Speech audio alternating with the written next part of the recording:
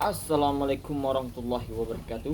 Selamat datang kembali di channel Jari Tangan. Kali ini kita bahas tentang CPNS yang sudah berlalu. Mungkin ada rekan-rekan di sini yang tidak lulus CPNS, tidak lewat passing grade-nya, atau ada yang sudah lewat passing grade tapi masih menunggu bagaimana peringkat, apakah sudah masuk ketiga kali peringkat terbesar dengan jumlah penerimaannya dikali 3 ya. Misalnya 2 penerimaannya dikali 3 6, jadi peringkat 6 bisa lolos. Nah, kita akan bahas kenapa banyak yang gagal. Mungkin teman-teman gagal dikarenakan kurang belajar, sehingga ketika tes Anda mengalami depresi dengan beberapa soalnya, ada 100 soal lah, dengan harus dijawab dalam 100 menit. Ada yang mungkin karena perjalanan jauh, capek, kelelahan. Ada juga yang mungkin tidak belajar sama sekali, tapi ikut aja untuk kebahagiaan orang tuanya. Nah, kalian jangan bersedih hati jika tidak lewat. Karena kenapa? Pesaingnya 3 juta, yang diminta 1 orang. Nah, 3 juta pelamar dengan formasi 868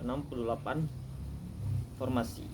Mungkin di setiap instansi ada yang dibutuhkan 1, ada yang dibutuhkan 5. Nah, itu kalian jangan bersedih hati, karena ini tidak sama dengan judi online. Walaupun hampir-hampir sama, siapa yang hoki dia yang dapat.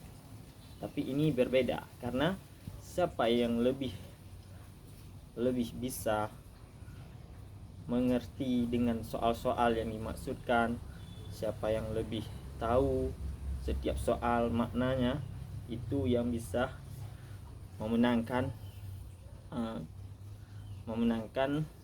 sayembara tersebut. Ini kita anggap sebagai sayembara. CPNS ini sebagai sayembara. Jadi pemerintah setiap tahunnya selalu membuka lowongan kerja untuk rakyat Indonesia. Jadi kalian jangan bersedih hati belum lulus passing grade, dan buat yang udah lulus passing grade, berdoa semoga kalian bisa mendapatkan kesempatan untuk ikut SKB ya. Nah, jadi persiapan buat SKB itu sama dengan persiapan SKD, yaitu dengan belajar. Tapi menurut pendapat saya, SKB itu adalah tes kemampuan kalian, di mana nanti sesuai bidang kalian akan ditanyakan pertanyaan-pertanyaan. Misalnya kalian masuk di asisten penyiaran televisi, tentu akan ditanyakan tentang seputaran televisi. Nah, tentang bagaimana menyiarkan televisi, apa kegunaan kameranya, bagaimana, nanti sekilas seperti itu. Nah, jadi untuk persiapan itu harus dinamakan dengan googling ya. Segera googling, cari di internet apa-apa yang menyangkut dengan bidang kalian, atau pelajari kembali buku-buku yang menyangkut dengan bidang kalian. Insya Allah kalian akan lulus.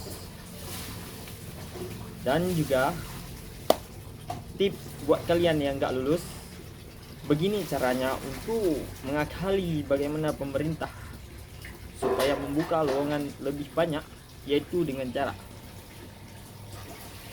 cara jangan ikut ketika SKD seperti yang saya lakukan. Ini untuk membunuh mental pemerintah. Kita harus cari cara.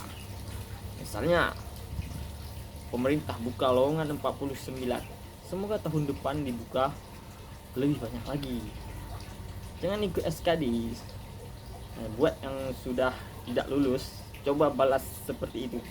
Ketika Anda lulus tes, Anda jangan ikut, kalau belum ada persiapan belajar jangan ikut. Nah, tapi kalau udah ada persiapan belajarnya baru boleh Anda ikut.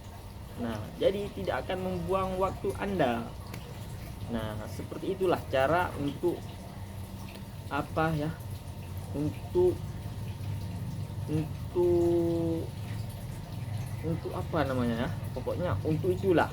Nah, jadi itu strategi ya, untuk strategi kita sebagai pelamar kerja. Nah, saya sekarang masih sibuk dengan menjadi karyawan di perusahaan yang besar.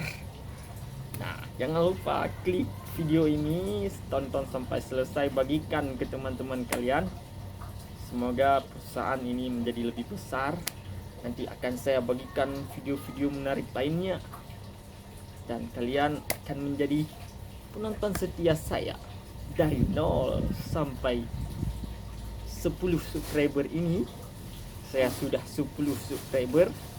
Ini suatu kebanggaan yang saya capai dalam 3 tahun melakukan YouTuber di jari tangan ini.